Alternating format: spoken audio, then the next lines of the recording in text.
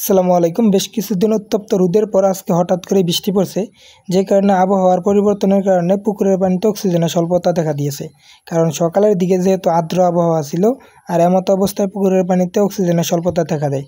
তো আমাদের পাঙ্গাস মাছের সাথে যে মিশ্রভাবে কিছু বাংলা মাছ চাষ করেছিলাম, এই পুকুরটাতে আজকে দেখি কার্প জাতীয় অনেকগুলো মাছ ভেসে গেছে, অর্থাৎ মারা গেছে। এমত অবস্থায় পুকুরে আমি অক্সিজেন দিয়ে দিছি। যারা মাছ পালন করে তাদের সবসময় পর্যাপ্ত পরিমাণ অক্সিজেন মজুত রাখতে হয়, কারণ কোন দিন আবহাওয়া খারাপ করে এটা আগে থেকে বোঝা যায় না।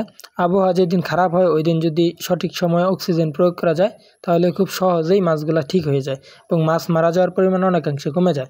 আর যদি সঠিকভাবে যদি অক্সিজেন প্রয়োগ করা না হয় তাহলে অনেক মাছ মারা যায়। আমরা ড্রাম এবং প্লেন শিটের সাহায্যে একটা নৌকা বানিয়েছি।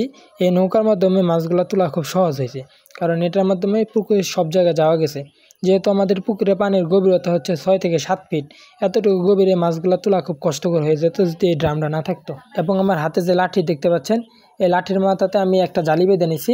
এই জালির সাহায্যে মাছগুলো খুব সহজে আমি তুলতে পারছি এবং সবগুলো মাছ তুলি নাই। যে মাছগুলো অতিরিক্ত দুর্বল হয়ে গেছে, অর্থাৎ গায়ের রং পরিবর্তন হয়ে গেছে এবং যে মাছগুলো মরে বেঁচে গেছিলো শুধু এই মাছগুলো তুলছিলাম। কারণ আজকে যেহেতু আবহাওয়া খারাপ গেছে, অর্থাৎ অক্সিজেনের স্বল্পতার কারণে আমাদের মতো অন্যান্য অনেকের পুকুরে মাছগুলো মারা যাবে, যে কারণে বাজারে এই মাছগুলো নিলে একেবারে দাম থাকবে না। আমি যে মাছগুলো পাইছিলাম এই জায়গায় কার্পু এবং সরপুটি এই দুইটা মাছের পরিমাণে বেশি ছিল এবং 2-3টা সিলভার কার্প ছিল।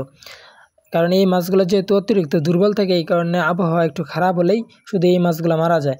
এবং রুই মিরকা যে মাছগুলো আছে বা তেলাপিয়া, এই মাছগুলো ওরকমভাবে মারা যায় না, কারণ দেশি তেলাপিয়াগুলো একটু শক্তিশালী থাকে বেশি, কিন্তু সিপির তেলাপিয়াগুলো দুর্বল থাকে, যে কারণে আবার সিপির তেলাপিয়াগুলো মারা যায়। এতগুলো মাছ থেকে 3টা লাল কার্প মাছ ছিল, যে মাছগুলো দেখতে অনেক সুন্দর ছিল। এই মাছগুলো অন্যরকম কোনো টেস্ট না, অন্যান্য মাছের মতো স্বাদ লাগে। অনেকে আবার মনে করি এই মাছগুলো হয়তো বা বেশি টেস্ট লাগবে বা কিছু, কিন্তু এরকম কোনো বিষয় না। পুকুরে কিছু পাবদা মাছ ছিল, যে মাছগুলোর ওজন 1 থেকে 150 গ্রামের মতো। এই কিছু মাছ আমি ধরতে চাইছিলাম খাওয়ার জন্য, কিন্তু আসলে ধরতে পারি নাই, কারণ এই মাছগুলো তুলনামূলকভাবে বেশি শক্তিশালী ছিল। এবং পুকুর পাড়ে যেহেতু পর্যাপ্ত পরিমাণ জাম গাছ ছিল, এই কারণে মাছ তোলার ফাঁকে কিছু জাম আমি খেয়ে নিয়েছিলাম, কারণ বৃষ্টি পড়ার কারণে জামগুলো এখন পেকে টুইটুম্বুর হয়ে আছে।